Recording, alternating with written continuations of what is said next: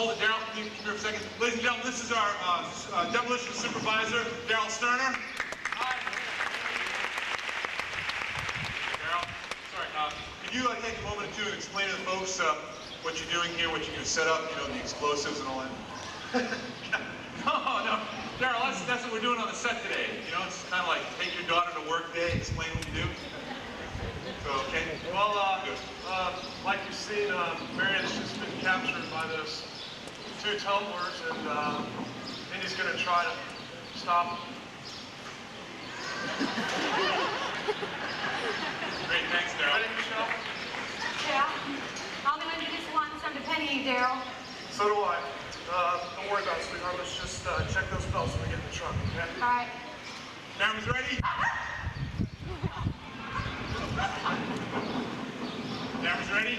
Ready. Okay. Let's roll cameras. Rolling. At speed. Colin 16, 114, Apple, Cairo 16, take 1. Spark slide. All right, here we go. And action!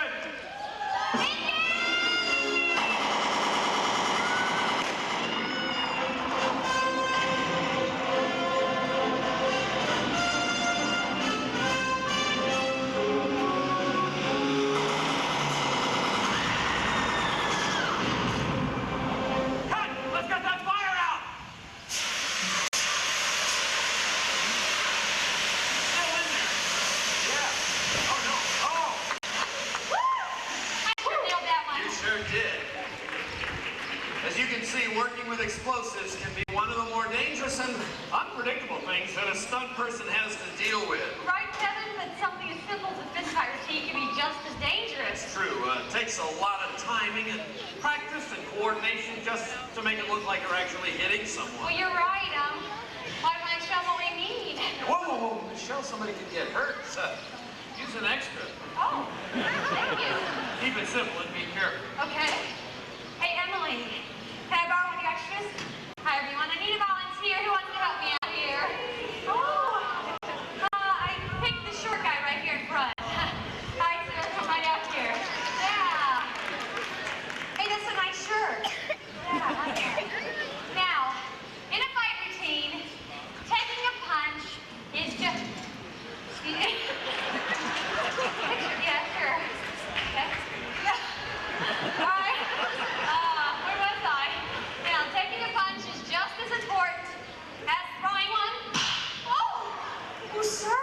Sir, I'm so sorry. Well, of course, you can't get hurt. Well, maybe you don't have the right timing. Oh, sir. Sir? Try not to lean into it, okay? Roll with my punch. Well, you see, it takes guts. Coordination and a reliable head. Michelle, don't... Oh.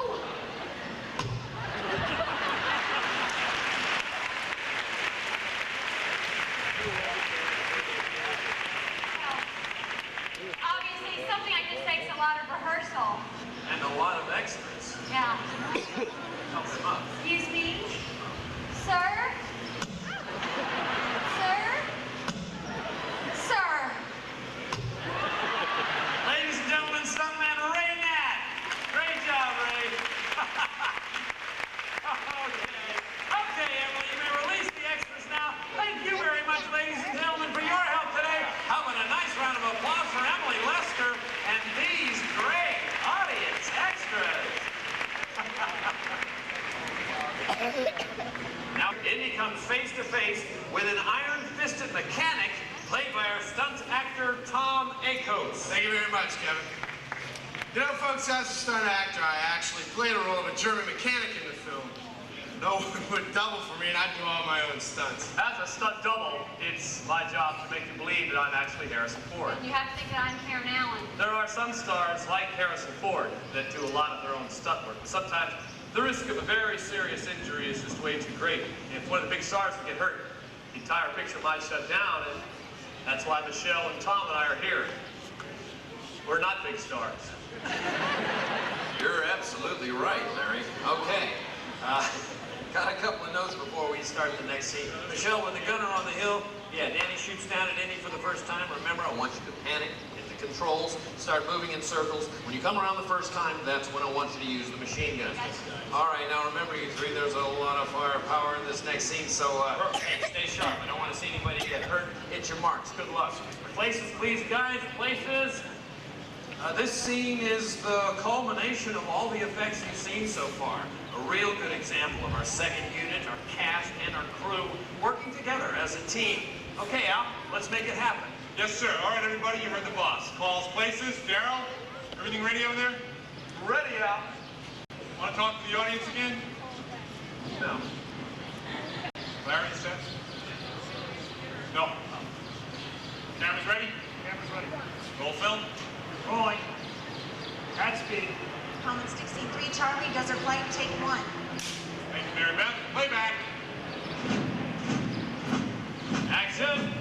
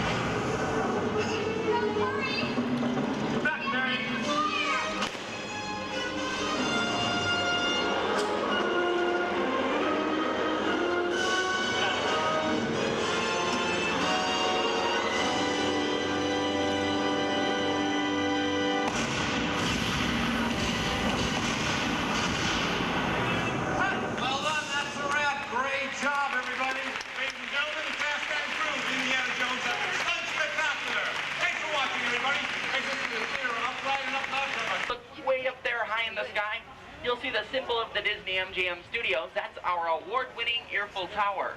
Now standing 13 stories tall, it's capped off with a set of Mickey Mouse ears weighing in at 16 tons. Just in case you're wondering, that is a hat size of 342 3/8. Now a little closer to the ground, also off to the right-hand side, you'll see a row of colorful classic cars. They were all used in Warren Beatty's movie Dick Tracy, starring Al Pacino and Madonna. Now airports across the country know this twin-engine turboprop plane as 234 Mickey Mouse. Now it was purchased by Walt Disney back in 1964. Its first mission was to shuttle Walt and his Imagineers between California and New York for the 1964 World's Fair. Now it was later used for the secret scouting missions all across Central Florida to find the perfect home for Walt Disney World. Take a look off to the left-hand side. These beige-colored buildings are called production bungalows. They're used as office space for our teams, which are currently filming here at the studios. As we come around the corner, look way off to the right-hand side, you're going to see something that kind of looks like an above-ground swimming pool. Well, folks, before you dive in, keep in mind that's not a swimming pool at all. That's actually our new roller skating rink for the World Roller Hockey League. Now, in May, we're going to have 8 teams competing there. They're going to be videotaped and broadcast on ESPN television. Well, as you can see, we've now entered a portion of our greens department. This is where we store some of the plants, trees, and shrubs until they're needed on the set. Now, greenery is often used to hide what you and the camera are not supposed to see. For example, we might use a row of those trees to hide the fact that only a small portion of the set was even constructed. As you can see, they're all growing in portable boxes so they can be easily transported to whatever set we need to use them on. If we have to take them indoors on a soundstage, well, we'll have to carefully fireproof each branch, twig, and leaf due to the heat of the lights. Now, what if a director needs a 30-foot flower stem? Well, we even have one of those. That prop comes from the movie Honey, I Shrunk the Kids. The unique sculptures you see are called topiaries. Topiaries can take up to 10 each year. In Sister Act, Bill Campbell and Jennifer Connelly in The Rocketeer, and also those Emmy Award-winning Golden Girls. Now, here in Florida, we are proud to say that we have the world's largest working wardrobe with more than 2.5 million garments. Of course, that number grows each and every working day. Next up, you'll see our lighting department. Here we're able to supply up to 3.5 million watts of light for all of our film and video productions. Now that's more than enough power to illuminate the entire city of Orlando.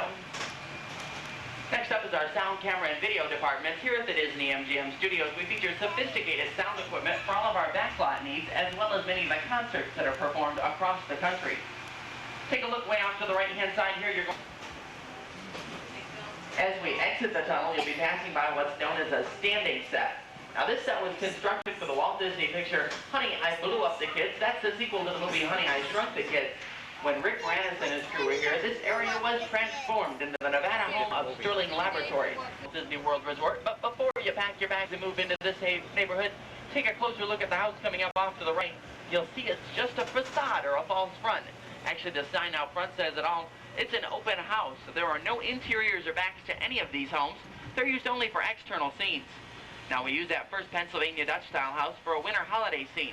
We covered it with colored lights, brought in pine trees, 50 tons of shaved ice and plastic to create man-made snow. The result was a white Christmas in the middle of July. You see, that's one of the biggest advantages to filming here on the backlot, is that we can even recreate the weather. You'll notice that all these houses have been designed to reflect different styles of American architecture. Actually, most have been used in television shows, commercials, or motion pictures. Just ahead are a couple houses you might recognize. Take a look off to the left, live there at all. Take a look off to the right-hand side. You'll see the 2-story facade, which is home to Touchstone Television's hit sitcom Empty Nest, starring Richard Mulligan and Dreyfuss as the dogs. Speaking of dogs, every neighborhood needs a good watchdog. Ours is coming up just ahead off to the right-hand side. That's the 30-foot Bulldog Cafe, constructed for the movie The Rocketeer. Now, that's where the flyers meet to eat. The GB aircraft parked out front is also from the same movie, The Rocketeer. Now, that's a good example of a full-scale prop that was actually never designed to get off the ground. Well, as we come around the corner here, going time guide for their next appearance. Oh, look, did you come around the corner? Yeah, this is too hard, is it? That hardtop convertible there. Now, the Orange Pacific electric trolley car just beyond that. That's also from the same movie Who Framed Roger Rabbit. Now, take a closer look. You're going to see that's actually just a city bus that's been modified to look like a trolley car. The fiberglass wheel covers cleverly disguise the bus's radial tires. Here we also have the silver space pod from the 1986 film, The Flight of the Navigator. Well, the two futuristic police cars, they're from the movie Blade Runner starring Harrison Ford. Now, you remember when we were on Residential Street, I told you all those houses were just facades or false fronts? Well, take a closer look across the canal. You'll get a very backstage view of those homes. There really isn't a lot of privacy in this community. Notice how the architectural details, such as the shingles and the landscaping, they end just out of camera range. Well, that's an old movie-making trick. It's called saving money. You see, we only build what the camera really needs to see. Now, just to add is a full-scale set from an actual canyon in Southern California. Now, I have to apologize. Usually we take tour groups inside, but today we have to go around the backside because they are filming in here. And Randy, backside is to your left, buddy. Oh, hey, I just got a call from the director now. He says they're between... Just about anything. Well, that even includes the weather. Let's say that this scene calls for a torrential downpour. Well, there's a few clouds in the sky, but the chances of the rain coming right away aren't too good. You see, in the movie-making business, time is money. When the cameras are ready to roll, that rain has got to be ready to fall. And with any luck, they've even got to get it to fall on cue.